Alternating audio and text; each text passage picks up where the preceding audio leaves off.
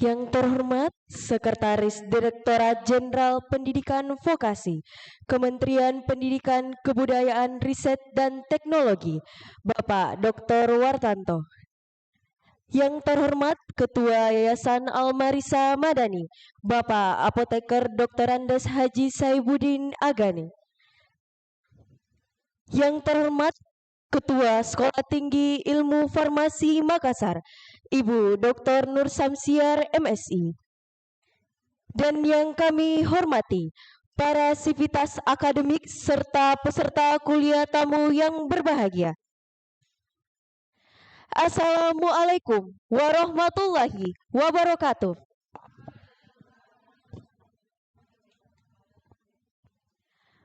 Puji syukur mari kita panjatkan kepada Allah Subhanahu wa taala yang telah memberikan limpahan rahmat berupa kesehatan, keselamatan, dan karunia kepada kita sehingga kita dapat melaksanakan acara kuliah tamu pada hari ini. Salawat serta salam marilah kita senantiasa sanjungkan kepada junjungan kita Nabi besar Muhammad SAW yang selalu kita tunggu syafaatnya hingga hari akhir nanti. Memasuki acara pertama, yaitu pembukaan. Marilah kita membuka acara ini dengan mengucapkan basmalah. Bismillahirrahmanirrahim. Acara selanjutnya, yaitu menyanyikan lagu Indonesia Raya. Hadirin dimohon berdiri.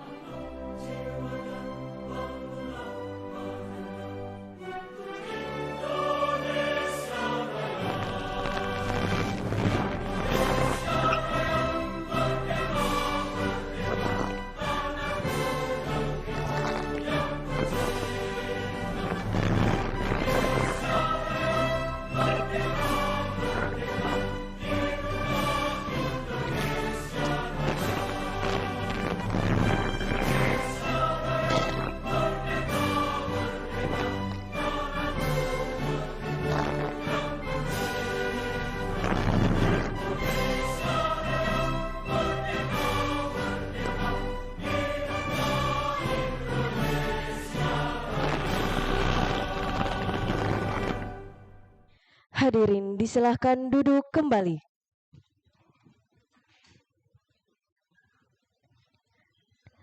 Acara selanjutnya, pembacaan doa oleh Bapak Fahri Mubarak Esfarem MSI.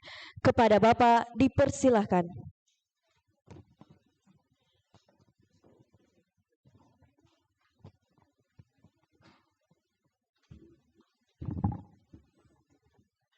Bismillahirrahmanirrahim. Assalamualaikum warahmatullahi wabarakatuh.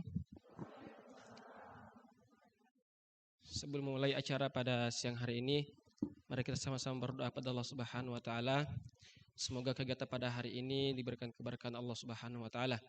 Dan izinkan saya berdoa menurut agama dan kepercayaan saya anut, yaitu agama Islam. Selebihnya silahkan mengikuti. Bismillahirrahmanirrahim. Alhamdulillahirabbil alamin. Hamdan na'imin, hamdan syakirin, hamdan yuafi ni'amahu wa yukafi mazidah. Ya Rabbana lakal hamdu kama yanbaghi li jalali wajhikal karim wa 'azimi sultanik. Allahumma ghfir lana dhunubana wa liwalidayna warhamhuma kama rabbawna shighara. Allahumma sahhil lana umurana وأمور أهلنا وأمور أصحابنا وأمور مؤسستنا المريس مداني وأمور جامعتنا ستيفا مكسر. ربنا ظلمنا أنفسنا وإن لم تغفر لنا وترحمنا لنكونن من الخاسرين. Ya Allah, ya Rahman, ya Rahim, mudahkan acara kami pada siang hari ini ya Allah. Ya Allah, ya Rahman, ya Rahim, berikan keberkahan, berikan keridhaan-Mu ya Allah. Ya Allah, ya Rahman, ya Rahim, berikan pemahaman kepada kami ya Allah, ilmu yang bermanfaat buat diri kami dan untuk orang-orang sekitar kami ya Allah. Rabbana hab lana min azwajina wa dhurriyyatina qurrata a'yun waj'alna lil muttaqina imama. Allahumma anta syafi' la shifa illa shifa'uk shifa'an la yughadiru saqama. Ya Allah, ya Rahman, ya Rahim, berkahi kesehatan pada diri kami ya Allah, sehatkan kami ya Allah, sembuhkan penyakit kami ya Allah. Ya Allah, ya Rahman, ya Rahim, perkenankan doa kami. Rabbana taqabbal du'aana, Rabbana taqabbal du'aana, Rabbana atina fid dunya hasanah wa fil akhirati hasanah wa qina adzaban nar. Subhana rabbika rabbil izzati amma yasifun wa salamun alal mursalin walhamdulillahi rabbil alamin. Amin ya rabbal alamin. Assalamualaikum warahmatullahi wabarakatuh.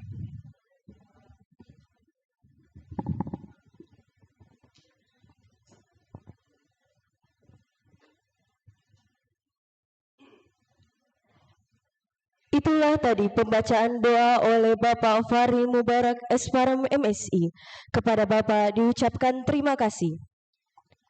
Acara selanjutnya yaitu sambutan oleh Ketua Yayasan Al-Marisa Madani, Bapak Apoteker Dr. Andes Haji Saibuddin Agani. Kepada Bapak dipersilahkan.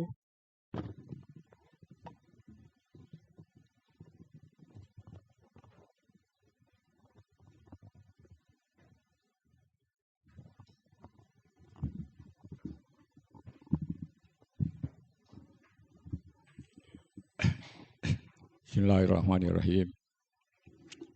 Assalamualaikum warahmatullahi wabarakatuh.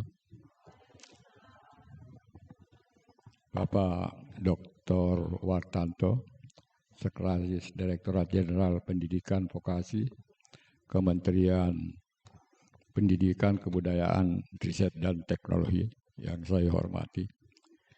Para hadirin sekalian, pertama-tama kita puji syukur kehadirat Allah Subhanahu wa taala pada hari ini, pagi ini, siang ini kita mendapatkan rahmat berupa kesehatan dan kita mendapat kunjungan dari Bapak Wartanto. Ya. Oleh karena itu pertama-tama sekali saya ucapkan tentunya terima kasih kepada Pak atas kesediaan untuk mengunjungi kampus kami yang sangat sederhana ini.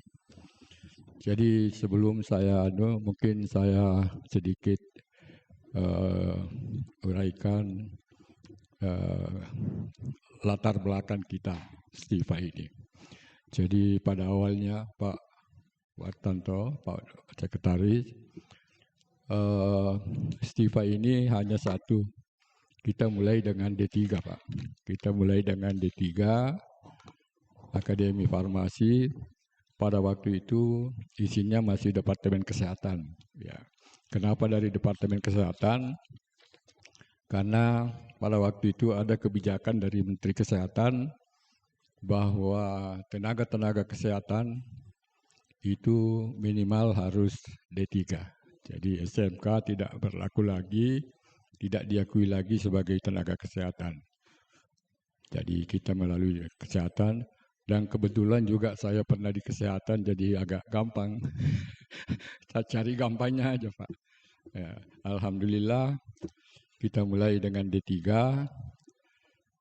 kemudian melihat keinginan dari para calon-calon mahasiswa, ternyata program studi S1 banyak sekali penggemarnya, peminatnya. Oleh karena itu kita buka lagi S1. Dan sekarang ini lengkap mulai dari D3, S1, dan program farmasi dan program profesi apoteker. Ada satu keunikan sebenarnya dari farmasi, Pak. Di mana-mana saya kira farmasi di seluruh Indonesia itu selalu mayoritas mahasiswanya perempuan. Ini juga di Stiva ternyata juga mayoritas perempuan. Di Stiva ini hampir 60%, lebih dari 60% mahasiswa kita berasal dari luar Sulawesi Selatan. Ada dari Kalimantan ke timur, ya ada dari Kalimantan, Irian, ini dan sebagainya. Yang dari Sulawesi Selatan sendiri itu kira-kira hanya ada 30%. Jadi ini bineka betul ini, Pak. Ya. Kita selalu berupaya untuk melaksanakan proses belajar mengajar yang baik sesuai dengan ketentuan yang diwajibkan dan ditentukan oleh Departemen Pendidikan. Namun satu hal yang memberatkan sebenarnya saya kira untuk seluruh program farmasi adalah bahwa untuk pelaksanaan praktikum, terutama praktikum farmasi ini identik dengan praktikum. Di farmasi di Stiva ini ada 10 barangkali, Pak. Ada 10 laboratorium. Ya. Dan susahnya bahwa alat-alat bahan-bahan praktikum itu habis satu kali pakai. Terutama bahan-bahan kimia, bahan-bahan ini satu kali pakai. Dan alat-alatnya yang lain itu ya mahal-mahal, ya mahal-mahal. Nah, itu sebenarnya salah satu kendala, tetapi namun demikian kita berusaha untuk sedikit demi sedikit melengkapi kebutuhan pendidikan, terutama praktikum dasar, dan mungkin nanti Bapak Wartanto, Pak Sekretaris bisa melihat langsung kalau ada waktunya, Pak, bisa melihat-lihat laboratorium kami, ya. Insyaallah mudah-mudahan ada saran dan insyaallah akan kita perbaiki dan kita upayakan bahwa proses pelajar mengajar farmasi di Stiva ini bisa berjalan dengan baik sesuai dengan ketentuan pemerintah. Saya kira demikian. Sekali lagi terima kasih atas kedatangan Bapak. Saya kira mudah-mudahan apa yang kedatangan Bapak ini akan menjadi pemicu daripada kami, pensemangat untuk kami untuk lebih memperhatikan, untuk lebih melaksanakan proses dengan baik. Saya kira sekian. Assalamualaikum warahmatullahi wabarakatuh.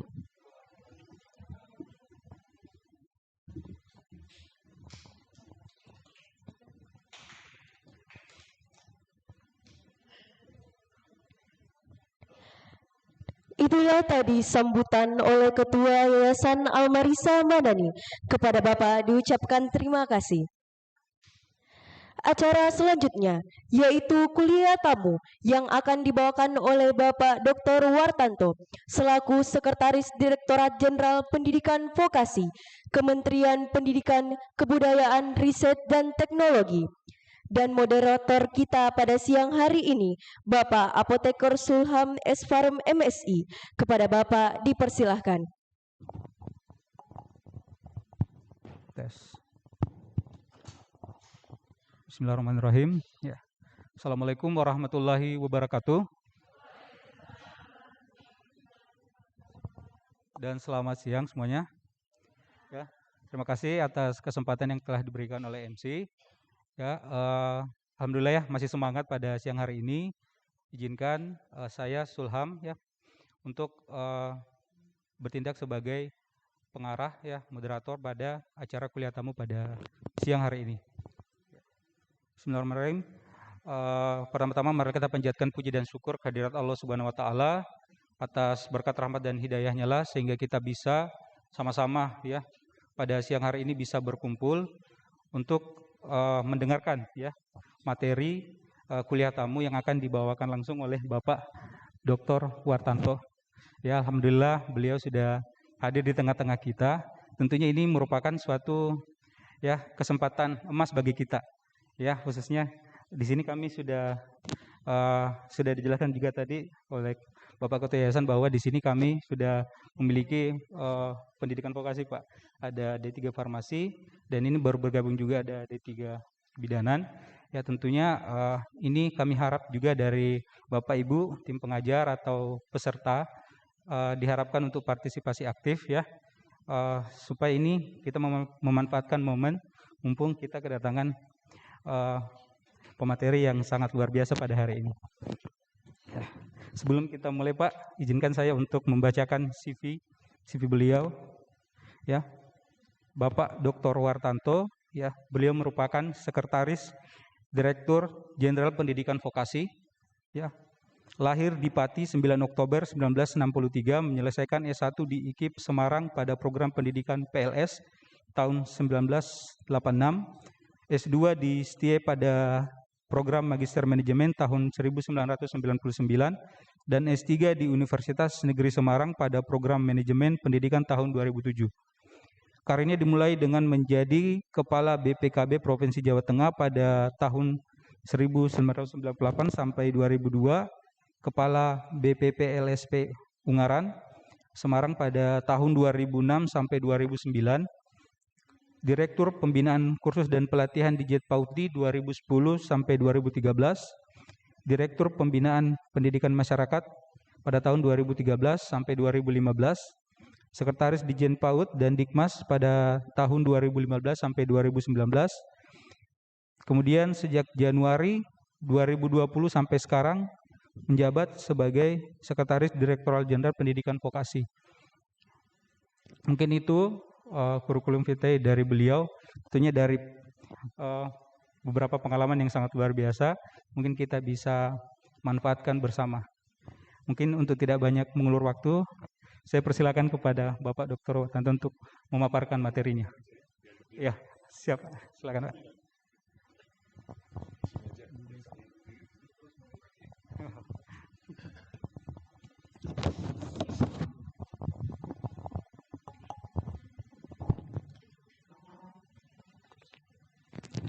Assalamualaikum warahmatullahi wabarakatuh.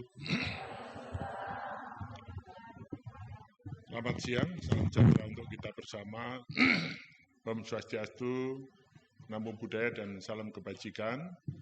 Kehormati Bapak Saifuddin selaku Ketua Yayasan yang menaungi STIFA ini, para pejabat, para dosen dan pendidik di lingkungan perguruan tinggi, sekolah tinggi ilmu farmasi ini, dan juga adik-adik semua, para mahasiswa yang masih duduk, ya kan, masih duduk di STIFA ini. Bapak dan Ibu sekalian, adik-adik semua, pertama-tama mari kita panjatkan puji syukur kehadirat Allah Subhanahu wa Ta'ala, karena berkah rahmat dan hidayahnya kita semua siang hari ini, juga kita semuanya pada siang hari ini masih bisa bertemu bersama secara luring di kampus tercinta ini. Adik semua, Bapak dan Ibu sekalian, sesuai permintaan dari panitia, saya dari Jakarta diminta untuk memberikan paparan dua hal. Yang pertama terkait dengan Merdeka Belajar, Kampus Merdeka, seperti apa sih itu kebijakan Mas Nadiem Anwar Makarim selaku Menteri Pendidikan, Kebudayaan, Riset, dan Teknologi terkait dengan Merdeka Belajar itu. Yang kedua, diminta untuk memaparkan program pendidikan vokasi, di mana sekolah tinggi ilmu farmasi merupakan bagian bentuk dari pendidikan vokasi. Jadi cukup lama ini nanti, semoga-moga siap dan cepat duduk, paling tidak 6 jam ini baru selesai.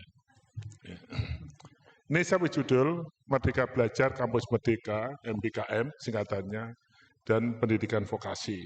Ini yang terkait dengan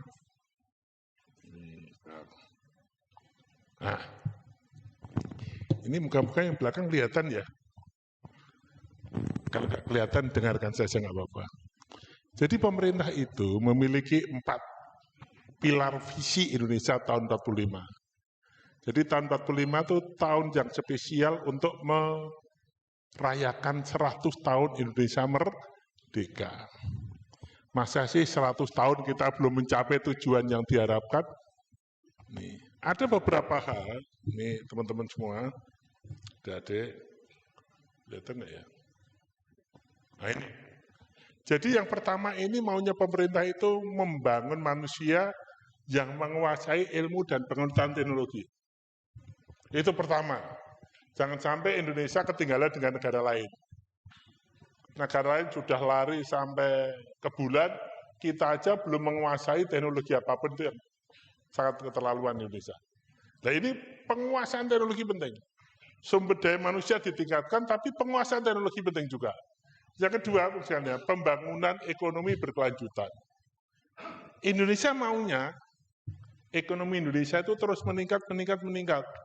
Namun hampir 2,5 tahun ini gara-gara COVID kita terhambat. Pertumbuhan ekonomi kita antara 5-6%. Aturan kalau pertumbuhan ekonomi itu naik 1%, itu ada tambahan kebutuhan tenaga kerja antara 200 sampai 300 ribu orang. Kalau sekarang pertumbuhan ekonominya baru 6%, kebutuhan per tahun cuma 1,8 juta tenaga kerja baru. Itu hitungan ahli-ahli ekonomi. Yang ketiga, maunya kita pemerataan pembangunan. Jangan pembangunan hanya ngumpul di Indonesia bagian barat. Masih ingat adik-adik semua, saudara kita wilayah timur banyak yang ketinggalan. Makanya jangan kaget. Beliau, Pak Presiden, ya kan, membangun tol laut, membangun yang namanya pelabuhan di wilayah timur, jalan tol diperbaiki, jalan-jalan besar di Papua diperbaiki. Tujuannya apa? Jangan sampai wilayah timur ketinggalan.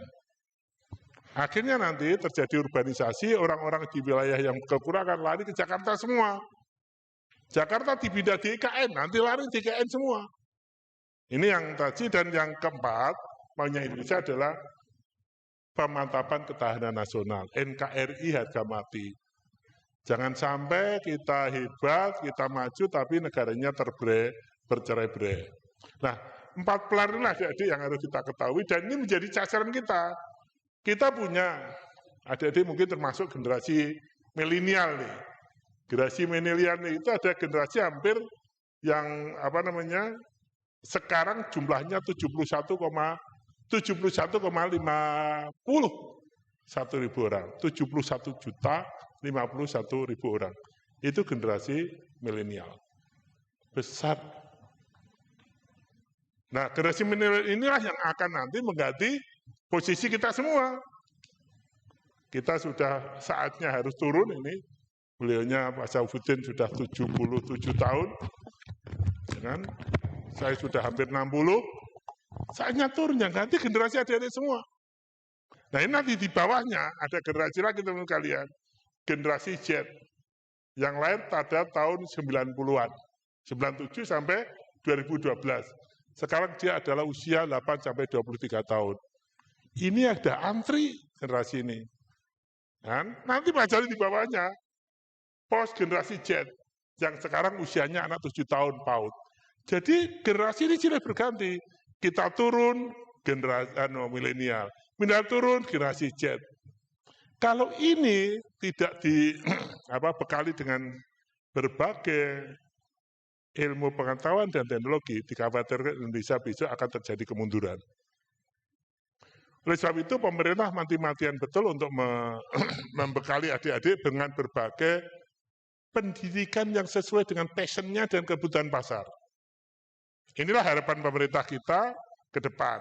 Kalau kita lihat adik sekalian, nih lihat. Struktur tenaga kerja kita, sekarang yang masih banyak itu masih lulusan SD. Nih, ya kan? Ini kalau dilihat di sini, lulusan SD ini masih banyak.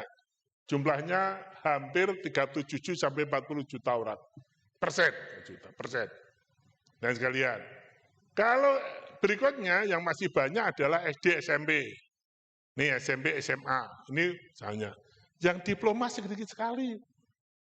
Padahal diploma itu kalau dilihat adalah tenaga yang terampil. Sudah masuk kepada tenaga-tenaga yang terdidik luar biasa kompetensinya. Nah sekarang kita mendorong dibentuknya Ditjen Pendidikan Vokasi untuk mendorong tenaga-tenaga antara diploma, universitas itu naik. Sehingga nanti tenaga kerja Indonesia tidak dikuasai hanya lulusan SMP ke bawah. Sulit kita untuk bersaing di tingkat ASEAN maupun tingkat dunia. Karena SDM kita rendah. Kalah dengan negara-negara lain. Kalah dengan Jepang, kalah dengan Korea, kalah dengan Filipina, yang mereka sudah mematok standar tenaga kerja minimal SLTA. Bayangin kalau SMP, SD itu misalnya.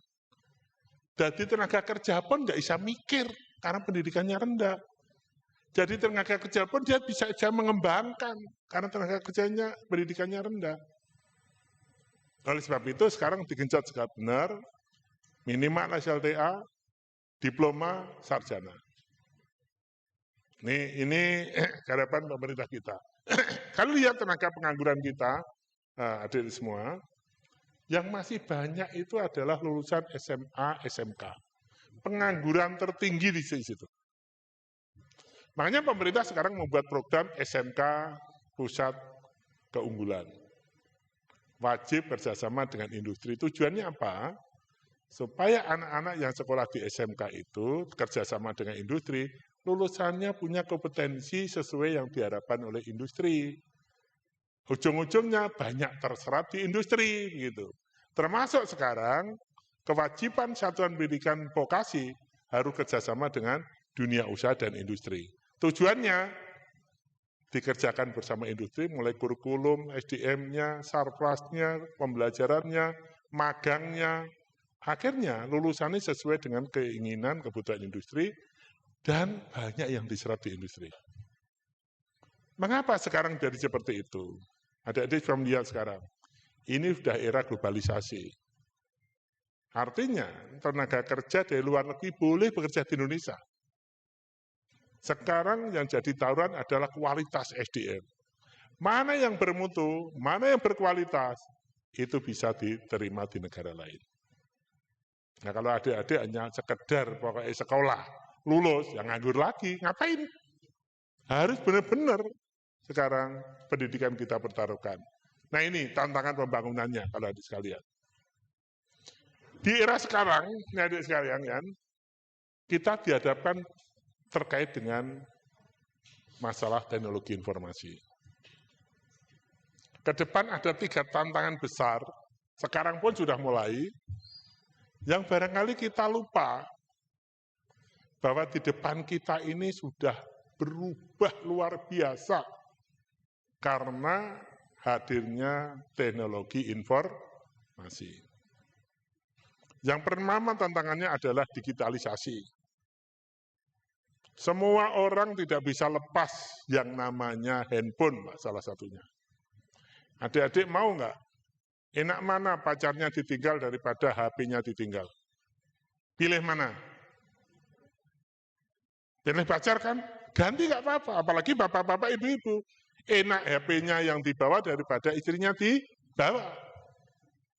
Karena apa? Semua aktivitas kita itu di situ. Semua aktivitas kita di situ, karena yang namanya digitalisasi sudah merupakan bagian dari kehidupan kita. Anak-anak nggak bisa lepas dari itu. Dan teknologi itu yang terus berkembang, yang mengambil alih semua urusan kita. Yakin Bapak Ibu sekalian besok dosen-dosen seperti ini cara ngajarnya? Enggak. Bisa jadi ilmu-ilmu umum ganti aja pakai IT. Mbah Google lebih hebat kok daripada dosen-dosen. Mau ijen Pak, saya juga ujian. Karena apa?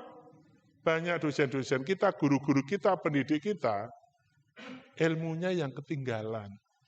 Mbah Google setiap detik berubah. Sehingga model pembelajaran harus diubah. Tantangan yang kedua adalah yang terkait dengan otomatisasi. Nanti pabrik-pabrik, mesin-mesin, ya kan, petugas-petugas sebagian besar menggunakan otomatisasi. Sederhana di sini. Kalau dulu masuk kelas absen tanda tangan, sekarang nggak perlu lagi pakai handphone cetet, sudah masuk di rekod, ya kan? Adik-adik bayar kuliah nggak perlu lagi datang ke loket bayar pakai cash, nggak perlu lagi pakai e-banking. Lewat jalan tol nggak perlu lagi bayar pakai tap kartu. Semuanya termasuk nanti pabrik-pabrik. Mesin-mesin tinggal jeglek jalan sendiri. Ini yang akan mengakibatkan teman-teman sekalian, pola-pola pembelajaran kita harus ada perubahan. Bapak-Ibu sekalian besok yakin, ya kan, yang namanya farmasi seperti ini akan ada perubahan pasti. Ingatlah teman-teman sekalian, yang namanya chat. Dulu beli chat kali kan, sekarang enggak. Beli chat warna apa langsung dicampur baru keluar warnanya. Bisa jadi ke depan, farmasi untuk urusan obat itu sudah ada beberapa produk obat, tinggal klik, keluar apa yang dimaui. Kita nggak tahu perkembangannya. Nah, yang ketiga, tantangan kedua adalah artificial intelligence, otak buatan. Coba amati perang Rusia Ukraina. Yang perangnya apa? Mesin itu. Dia punya kewenangan, punya otak untuk berangkat, nembak, pulang. Ini hebatnya sekalian. Coba Cina kemarin membuat yang namanya boneka yang luar biasa, mirip dengan manusia, bisa pidato, bisa diajak diskusi, bisa menjawab pertanyaan. Malah orang Jepang sama orang Belanda kemarin gila, dia kawin dengan boneka. Tantangan itu kenapa? Dia dibekali dengan otak. Di Jerman sudah ada mobil otonom. Mobilnya dibuka, diisi barang, diklik, diprogram, berangkat ke sana, ke Lai-Lai apa kemana, kirim barang, pulang sendiri. Pesawat terbang sudah banyak itu, Pak. Diprogram, berangkat, nanti pulang sendiri. Karena apa? Disitulah sudah ditanamkan otak buatan. Dan anak-anak akan menjadi tantangan besar dengan ciptaan orang-orang hebat itu. Artinya apa itu nanti? Artinya banyak pekerjaan yang hilang. Dan akan muncul pekerjaan baru yang kita belum tahu kayak apa bentuknya. Nah nanti, nih adik-adik sekalian, lebih dari 84% jabatan pekerjaan di dunia ini diganti dengan mesin-mesin canggih. Kan? Pekerjaan-pekerjaan akan diganti dengan mesin-mesin canggih. Dan diantaranya 90% pekerjaan tersebut diganti dengan otomatisasi. Artinya apa? Pekerjaan habis, Mak. Makanya kita tidak boleh lengah, harus terus meningkatkan kompetensinya, meningkatkan kemampuan kita untuk bisa mengantisipasi perkembangan itu. Nah, terkait dengan ini, teman-teman adik-adik sekalian, kita masuk Merdeka Belajar. Dari tantangan itulah, Kementerian Pendidikan, Kebudayaan, Riset dan Teknologi membuat kebijakan program yang luar biasa untuk merespon kondisi yang saat ini dan masa depan, yaitu dengan program Merdeka Belajar. Kalau di dalam perguruan tinggi, Merdeka Belajar, Kampus Merdeka. Tujuannya apa? Sekarang kampus-kampus dikasih otonomi yang lebih besar. Ya kan? Sekarang mohon izin, teman-teman sekalian, ada kampus PTNBH. Perguruan Tinggi Negeri Badan Hukum. Itu perguruan tinggi itu otonom betul. Dia berhak mencari duit, ya kan, untuk digunakan langsung untuk meningkatkan kualitas kampus. Kemdikbud tidak banyak campur.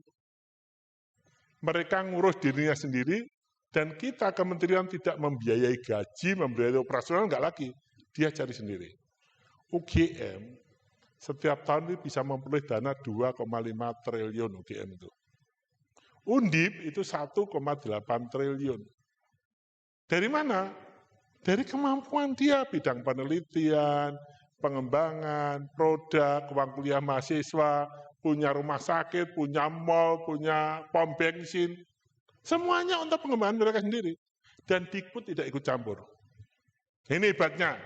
Sehingga mereka boleh mendirikan atau membuka jurusan baru, membuka prodi baru tanpa izin kementerian. Nah, luar biasa ini peluangnya. Dan disederhanakan sekali terkait dengan program ini. Yang kedua, teman sekalian, program baru lagi. Mahasiswa S1 diberi hak, ya kan, diberi hak 3 semester untuk mengambil di luar jurusan. Contohnya, kalau saya jurusan bahasa Inggris, harusnya kan S1 8 semester kan? Betul nggak? 8 semester. Yang 2 semester boleh mengambil jurusan lain di dalam kampus itu. Saya jurusan bahasa Inggris harusnya 8 semester, 5 semester bahasa Inggris, 2 semester saya boleh mengambil jurusan komputer. 1 semester boleh mengambil di luar kampus. Ya kan? Bisa ke industri, kita bisa kursus keterampilan, kita bisa mengambil ke kampus lain 1 semester. Silakan 1 semester mau apa? Mungkin dia mau ngambil konten kreatif. Sehingga begitu lulus dia, bukan hanya bahasa Inggris saja yang menjadi taruhan hidupnya, bisa komputernya, bisa keterampilan lainnya.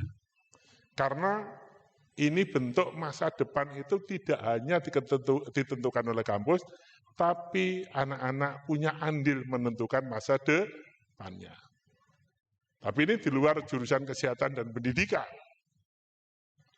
Ini banyak sekarang sudah mahasiswa-mahasiswa kita yang sudah keluar rel dari jurusan pokoknya untuk mengambil prodi pendukung. Dan juga teman-teman sekalian, dengan Merdeka Belajar Kampus Merdeka diharapkan bisa menjawab tantangan zaman ini. Silakan membuka prodi baru. Silakan anak-anak mengambil jurusan-jurusan yang relevan sesuai dengan kondisi masa depan. Ada anak-anak ya kan yang memang passionnya dulu di sejarah. Setelah berjalannya waktu dia keinginan untuk kuliah di komputer. Boleh 2 semester. Ternyata setelah lulus dia menjadi ahli komputer yang membuat konten kreator, menjadi YouTuber yang lebih hebat daripada yang lain.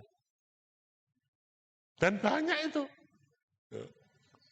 Nah, yang berikutnya tujuan dari BKBK adalah ini menyalurkan partisipasi dan passion dari mahasiswa. Lalu saya kepengen ini kok nggak boleh, hanya sejarah mulai awal dari akhir mau jadi apa. Jadi dikasih 2 semester tujuannya seperti itu. Passionnya, kecenderungannya, keinginan mahasiswa akan tertampung di sini. Sehingga nanti muncul, Bapak sekalian, model-model pembelajaran yang tidak hanya sekedar tatap muka secara teoritis, tapi muncullah pembelajaran kritikal, pembelajaran PBL, pembelajaran berbasis industri, ya kan? Learning by doing, magang di industri. Dulu magang di industri semester hanya diakui 2 SKS. Sekarang 1 semester itu diakui sebesar 20 SKS. Ini bedanya Merdeka Belajar dulu dengan pembelajaran dulu dengan sekarang. Nah, ini muka-muka kelihatan. Merdeka Belajar itu sudah memasuki episode 21. Sejak 2,5 tahun itu sudah memasuki episode 21. Yang episode pertama itu terkait dengan pendidikan dasar dan menengah. Episode kedua ini adik sekalian, ini terkait dengan program Kampus Merdeka. Nanti saya jelaskan secara rinci. Episode 6, transformasi dana pemerintah untuk pendidikan tinggi. Episode ke-9, Kartu Indonesia Pintar, jadi untuk anak-anak yang tidak mampu. Yang episode ke-10, program beasiswa LPDP.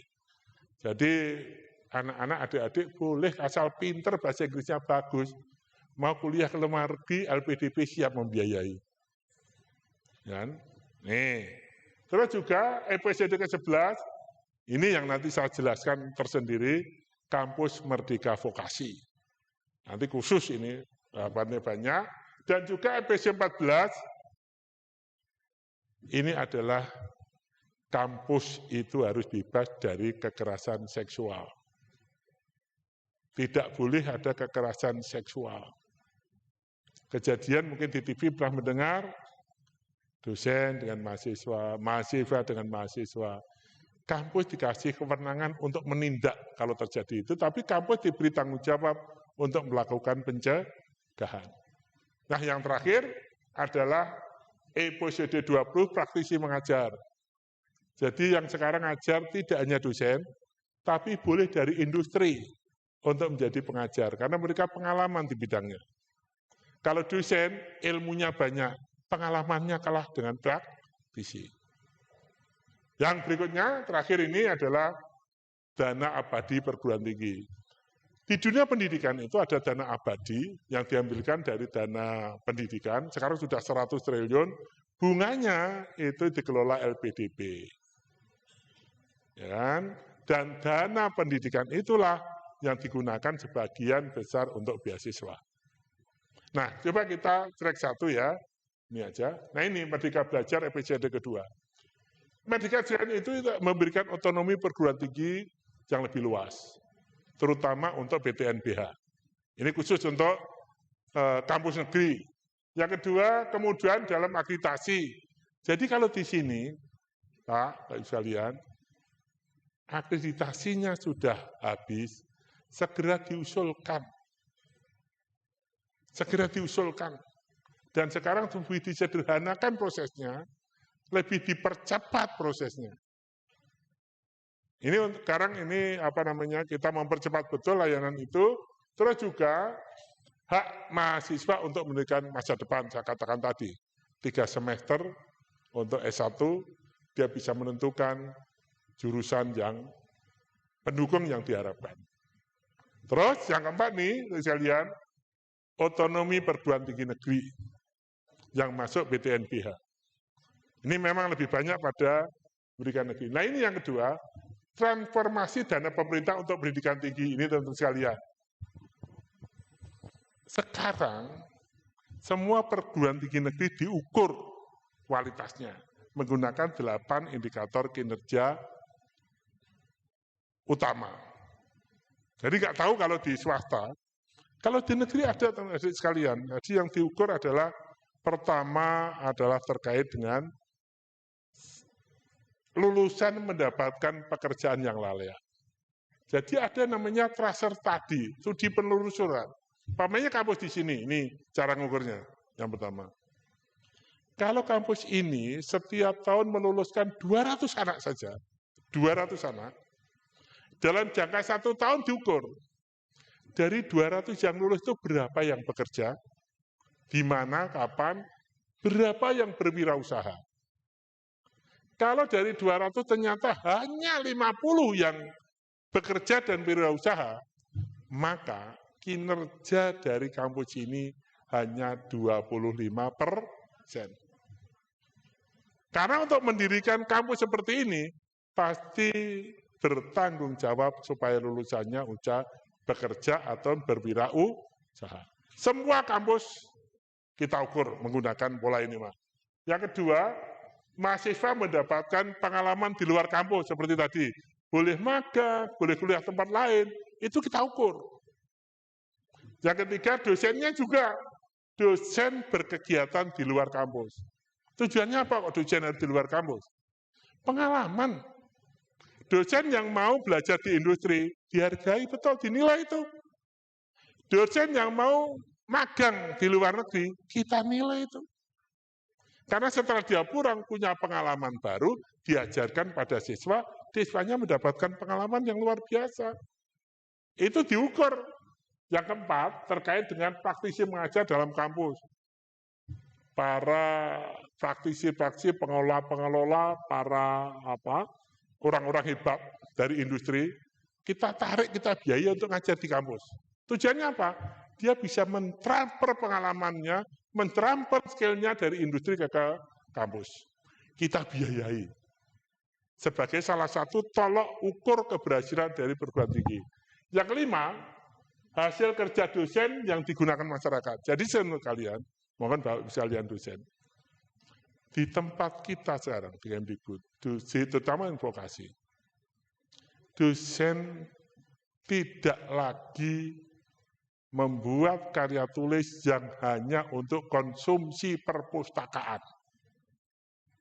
Kampus yang dinilai habis adalah dosen-dosen yang penelitiannya digunakan oleh masyarakat. Terutama kalau di sini hebat, bisa membuat ramuan obat baru, ternyata laris manis di masyarakat, itu kan farmasi. Dosen sekarang didorong seperti itu. Tuh. Yang keenam, ikunya program studi bekerjasama dengan mitra kerja. Jadi tidak diperbolehkan lagi membuat program baru, jurusan baru yang tidak didukung oleh industri. Justru sekarang yang diminta, maunya industri apa, kita membuat perguruan tinggi, kita untuk memenuhi kebutuhan mereka. Itu yang dianggap oleh mitra. Dan yang ketujuh, ya kan, kelas kolaboratif. Jangan kelas pasif. Pembelajarannya lebih banyak mengajak mahasiswa untuk aktif. Pembelajarannya lebih kolaboratif dengan industri, mahasiswa, dan dosen. Jangan menganggap kita sebagai dosen ini sebagai satu-satunya sumber ilmu. Itu yang terakhir, nah ini kelas internasional. Program studi berstandar internasional. Ini yang dikeluhkan. Tapi kita dorong. Ya kan? Bidang studi yang memang diakreditasi secara internasional. Ini upaya kita mencari lompatan besar ke depan. Ini yang kita biayai teman-teman sekalian dengan dana dari Dikti. Dan ini kalau perguruan tinggi swasta mau ikut, silakan diukur capaian ikunya. Ini kalau kita berbicara masalah, nah ini yang terkait dengan Kartu Indonesia Pintar. Pemerintah menganggarkan 200.000 mahasiswa setiap tahun, tambahan itu, memperoleh dana kuliah dari Kartu Indonesia Pintar. Dia dengan Kartu Indonesia Pintar ini teman-teman sekalian, bukan hanya biaya kuliah, biaya hidup pun ditanggung sampai lulus. Dianggarkan puluhan triliun, ya kan? Sampai dengan tahun ke depan, kalau setiap tahun tambah 200.000. Setiap tahun hampir 1 sampai 2 triliun untuk membiayai ini. Ini apa? MBKM, Merdeka Belajar Kampus Merdeka, peduli terhadap orang-orang yang tidak mampu. Dia terkait dengan perluasan program beasiswa, ini teman sekalian. Kalau dulu LPDP hanya untuk kalau dosen ingin kuliah ke luar negeri, dibantu oleh LPDP. Sekarang diperluas. Bukan hanya memberikan kuliah dosen dan mahasiswa, masyarakat pun boleh. Dan prosesnya disederhanakan, nggak perlu macam-macam. Yang penting dari luar negeri sudah oke, bahwa si A, si B, si C ini diterima di kampus bla bla bla. Tapi kampus ternama, tampil kampus ecek-ecek di luar negeri. Namun ada program baru lagi, yaitu kampus mengajar. Jadi sekarang ada program kampus mengajar. Mahasiswa-mahasiswa yang sudah semester akhir, dia boleh latihan atau memberikan atau mengajar di SD, SMP. Dibiayai oleh LPDP. Jadi katakan kami, mahasiswa bahasa Inggris, sudah semester akhir, kami akan ngajarlah di SD atau SMP, ngajari bahasa Inggris, dia biaya. Ya kan? Katakan D3 vokasi, kami akan ngajar di SMK yang relevan, boleh dibiayai oleh LPDP. Namanya kampus mengajar. Yang kedua, magang studi independen bersertifikat. Mahasiswa yang atau dosen yang ingin magang ke luar negeri, supaya punya keterampilan keahlian tertentu dan pulang membawa sertifikat, dibiayai dengan LPDP. Jangka pendek hanya paling-paling kursusnya Magangnya 3 bulan, 6 bulan, dibiayai LPDP. Besar itu biayanya. Saya baru 3 bulan pulang dari London, mengumpulkan pelajar Indonesia, itu sekalian. Ternyata banyak juga pelajar-pelajar kita lebih enjoy kuliah di luar negeri daripada dalam negeri. Singkat dan kuliahnya tidak seperti di Indonesia. Banyak yang PhD itu basisnya tidak kuliah, penelitian. Bawa istrinya, bawa anaknya, karena istrinya kalau di Inggris itu bisa bekerja part-time, 1 jam 20 euro, 1 euro kan sekitar 18-19 ribu. Dia mengambil 5 jam. Anaknya sekolah gratis, pulang pasti punya uang banyak dia.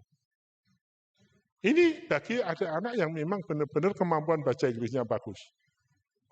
Nah, anggaran yang berikutnya ketiga adalah pertukaran mahasiswa merdeka. Jadi terjadi, kalau saya lihat, teman-teman dari mahasiswa sini 10-15 disetujui untuk bertukar dengan mahasiswa dari Jepang. Dibiayai oleh LPDP. Ini banyak mahasiswa vokasi yang kemarin terjadi pertukaran mahasiswa dengan negara-negara Amerika, dengan Eropa. Kita biayai, supaya apa?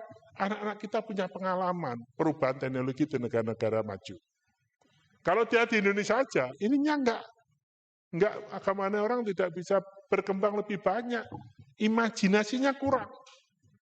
Nah, yang keempat terkait dengan mobilitas internasional mahasiswa. Mahasiswa diajak muter-muter ke negara lain pun dibiayai oleh LPDP. Ini kami sedang memberangkatkan ada 30 mahasiswa vokasi ke Jerman dalam waktu hanya 15 hari untuk melihat perusahaan-perusahaan yang ada di Jerman. Supaya ininya jalan, Pak. Pengalamannya bagus. Dibiayai oleh LPDP. Jadi bukan hanya beasiswa kuliah saja, tapi kampus mengajar, magang bersertifikat, ya kan, pertukaran mahasiswa, dan mobilitas mahasiswa pun dibiayai. Monggo kalau di sini umpamanya mau mengajukan bisa dapat, monggo. Semuanya ada prosesnya. Kalau ini tidak dijelaskan, mungkin teman-teman nggak tahu. Nah ini sudah banyak kita punya. Ini kan Merdeka. Ini untuk magang sertifikat. Ini sekarang sudah ada 25.449 siswa. Kan? Terus yang internasional, ini pertukaran mahasiswa itu sudah 1.500 siswa. Terus ini yang namanya Indonesian Mobility ya. Terus kampus mengajar itu sudah 16.736. Pertukaran mahasiswa itu sudah 16.000 orang. Sudah banyak yang ikut terlibat. Ya, monggo kalau di sini umpamanya mau ngajukan dan bisa merubah segalanya. Nah, yang kampus Merdeka ketiga adalah ini yang nanti saya jelaskan khusus, kampus Merdeka Vokasi. Yaitu di bawah Direktorat Jenderal Pendidikan Vokasi, nanti saya jelaskan khusus. Kampus Merdeka bebas dari kekerasan seksual. Ini ada peraturan menterinya, nih Bapak dan Ibu sekalian, tolong setiap kampus harus bisa mencegah terjadinya kekerasan seksual dan menangani apabila terjadi kekerasan seksual. Bisa jadi kekerasan seksual dari mahasiswa kepada mahasiswa, dosen kepada mahasiswa, dosen dengan dosen, dosen dengan pengelola kampus, dan itu banyak mencoreng nama perguruan tinggi tersebut. Kemarin di TV sudah banyak terjadi, Pak. Ya kan, sudah disidangkan, nama kampusnya ditulis gede, gitu kan. Dan dosennya itu malah dekan kalau nggak salah, ditulis gede-gede. Akhirnya apa? Banyak orang tua yang ngeri melihat kondisi seperti itu. Kemarin masih mendengar di kampus, ya kan, di Jawa Timur, di pondok pesantren, apa yang terjadi sekarang? Banyak orang tua menarik santrinya untuk belajar di kampus tersebut. Karena apa? Ini yang mencoreng itu. Makanya ada peraturan menteri terkait dengan pencegahan dan penanganan seksual di dalam kampus. Ini termasuk kampus Merdeka. Yang terakhir, praktisi mengajar, ini monggo Pak. Kalau di sini umpamanya sudah cukup yang S1, semester terakhir mau mengamalkan pada ilmunya kepada anak-anak SMK yang jurusannya sama, boleh. Mengajukan biaya ke pusat untuk pelaksanaan praktisi mengajar. Dan juga ini teman sekalian, dana abadi perguruan tinggi. Jadi gini, perguruan tinggi negeri yang berbadan hukum itu dananya luar biasa banyaknya. Saya katakan UGM sampai 2,5 triliun, UI 2 triliun. Mereka diminta Pak. Dikumpulkan juga dari dana pemerintah, dimasukkan di dalam dana abadi pendidikan. Harapannya bunganya nanti bisa digunakan mereka kembali kampus-kampus itu untuk membesarkan kampusnya. Karena pemerintah tidak membiayai. Jadi seperti UGM itu pemerintah tidak ngasih anggaran untuk gaji, untuk macam-macam. Dia cari sendiri. Karena punya alat, punya gedung, punya dosen, ya kan, punya fasilitas. Itu dikaryakan, itu setahun dapat 2,5 triliun. Belum lagi UI, belum lagi Undip, belum lagi ITS. Ini termasuk Unhas juga Pak, PTNBA, tapi kemarin Bu Rektor yang lama, Bu Dwi itu pusing juga untuk cari dana, karena rumah sakitnya juga tidak selaris sebelumnya, hanya jurusan kedokteran yang bisa menanggung biaya cukup banyak. Nah ini dengan dana abadi harapannya nanti kampus-kampus itu semua mandiri, bisa mengelola kampusnya dengan memberdayakan sarana, prasarana, dosen, untuk sekalian, teknologi yang ada, dan juga uang kuliahnya menjadi mahal. Karena seperti kalau UGM itu mahasiswanya 60.000 Pak. Dikalikan lagi aja, kalau dia satu mahasiswa setahun kira-kira 15 juta, kalikan aja 60.000 berapa? Hampir 1 triliun. Belum uang gedungnya, belum kedokterannya, belum dia punya rumah sakitnya, dia punya hotel, punya mall. Yakin tuh bisa. Kalau Unhas ini kayaknya yang paling berat, dia biaya operasional, Pak. Terlalu tinggi, tapi pemasukannya tidak seperti yang lain. Tuh, Nah, itu yang namanya Merdeka Belajar, kampus merdeka. Intinya, mahasiswa diberi hak untuk menentukan masa depannya, dan kampus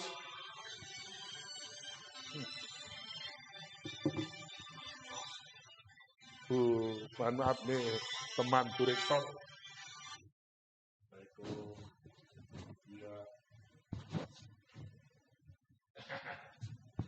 Ini sedang di depan. Iya, mau dadaan.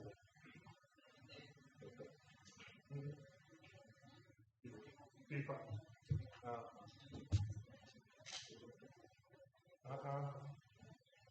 Tadi bilang.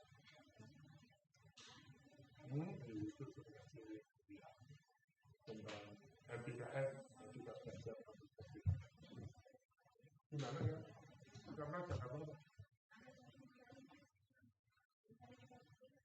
enggak apa-apa dengan kita. Nanti tak bentar. Ini baru di depan video. Oke.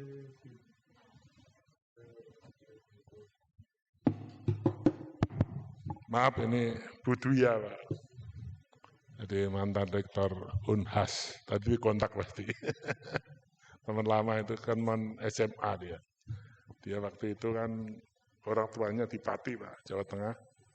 Sebagai pimpinan bank ke teman SMA saya. Jadi begitu dia jadi rektor sering ke situ. Kita lanjutkan ya. Jadi itulah yang namanya kampus Merdeka Belajar. Itu untuk perguruan tinggi.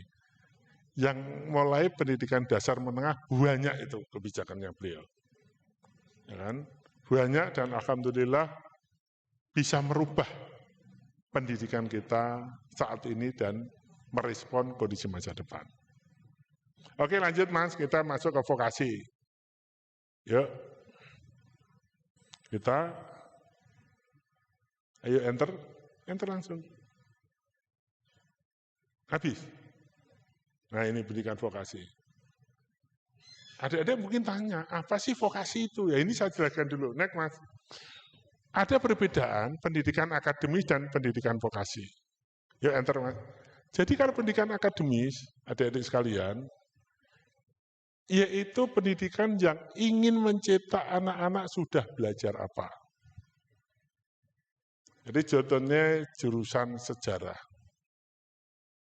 Anak-anak dikasih seperangkat materi untuk dipelajari.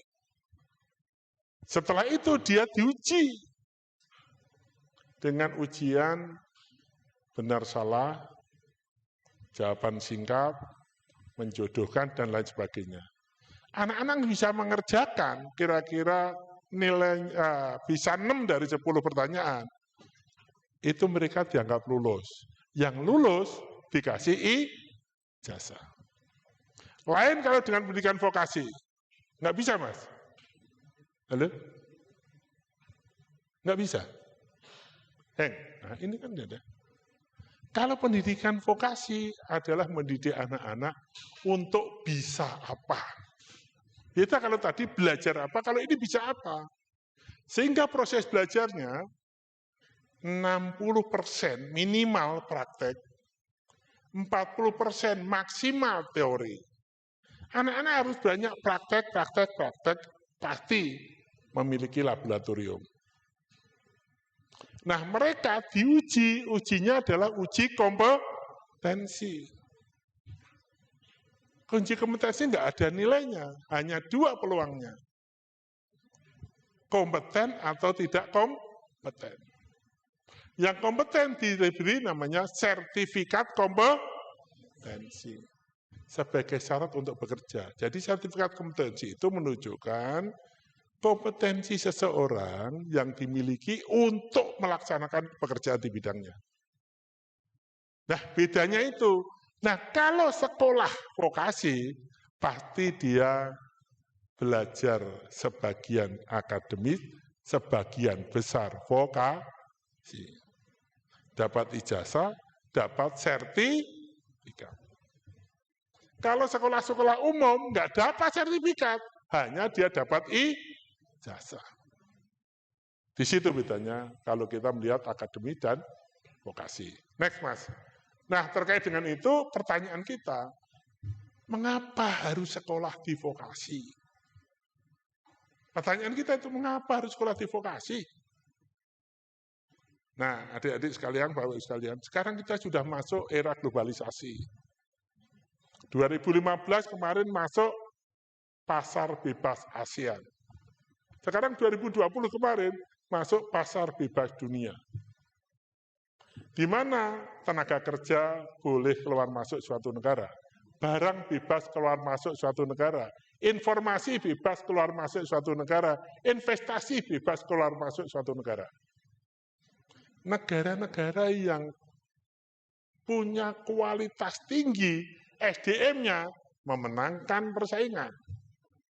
Negara-negara yang produktivitasnya tinggi, harganya murah, memenangkan persaingan barang suatu negara. Negara-negara yang produktivitas informasi bisa menguasai negara lain. Negara-negara yang mempunyai investasi, menarik investasi tinggi, dia akan lebih berkembang daripada negara lain. Makanya banyak pimpinan negara mencari investasi dari negara-negara lain. Nah, sekarang pertanyaan kita, setelah kita ini mengikuti globalisasi pasar bebas dunia, apa sih yang sudah kita rasakan untungnya? Coba pikirkan sendiri. Jangan kaget sekarang, kalau nanti banyak tenaga kerja dari Cina kerja di Indonesia, karena kita kalah kompetensinya. Cina sudah menyiapkan 100.000 per tahun tenaga kerja bersertifikat internasional. 10.000 per tahun hanya untuk menjadi pembantu rumah tangga bersertifikat internasional. Cina. Jangan kaget produk-produk kita digilas oleh Cina. Dia semua mulai dari atas sampai teknologi tinggi dia bisa. Harganya lebih murah dari negara lain. Walaupun cepat rusak.